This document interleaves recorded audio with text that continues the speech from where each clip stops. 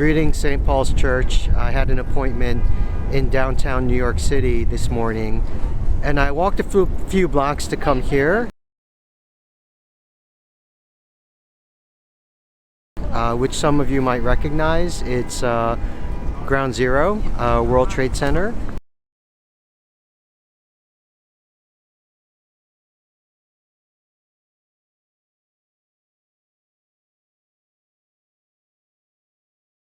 And I wanted to share my weekly message from here and talk about peace. Last Sunday after church, I noticed that one of our church members was wearing a necklace with 3 Hebrew consonants. And I wanted to show off that I actually remembered some of the Hebrew that I learned in seminary many years ago. So I said to her, I know what it says. It says Shalom. And we got into a deeper discussion, and she told me how she's going to wear that necklace until there's peace in Israel and Palestine. And being here at 9/11, it's just a reminder that we live in a world that is lacking peace, that is full of war and hatred and killing, and this is the world that we live in. I'm sure many of you can remember exactly where you were when the attacks on 9/11 2001 took place. I was living in Queens, New York. I was in my 20s. Yes, it was a long time ago. And I think 3 days before the attack, on a Sunday, I was rollerblading at Battery Park with a friend, and I needed to use the bathroom. And I literally went into one of the towers, the Twin Towers, and I remember how beautiful the marble floor was and how smoothly I could rollerblade to get to the bathroom. And I thought that was very interesting. And it's incredible because on that Tuesday, just a few days later, as you know, those attacks took place. And looking at one of the monuments now, it's just a reminder that I'm literally standing on hallowed ground where I believe over 2,000 people perished in the attack.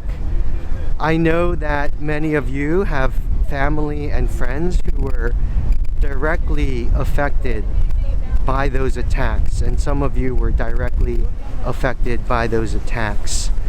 And yeah, I just wanted to I've just been thinking about this whole concept of peace in the world. It's a reminder that there are major wars going on in the world today, and because we live here where it's safe, we tend to lose sight of it, and we should be thoughtful and we should be prayerful about praying for peace and working for peace. This might seem like a tangent, but just yesterday in the morning I was driving and a car almost ran me off the road, and I was so angry because I almost crashed.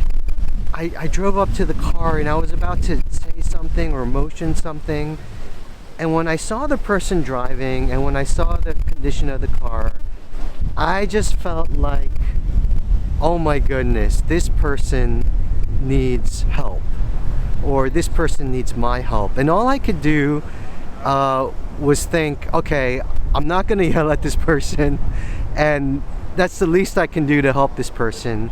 But it made me realize I really need to pray for this person. And literally that same day, I was entering Route 4, a highway in Paramus, and the car in front of me, we were on the curvy circular entrance to get on the highway that's one way, and the car in front of me literally like lightning fast went off the road. And then I noticed the reason that person went off the road is there was a car going the wrong way on that one-way entrance, and I had to get off the road. And once again, I looked at the person who probably looked like they were on drugs. I looked at the condition of the car, and I just felt like, oh my goodness, this person needs help, and I need to pray for this person.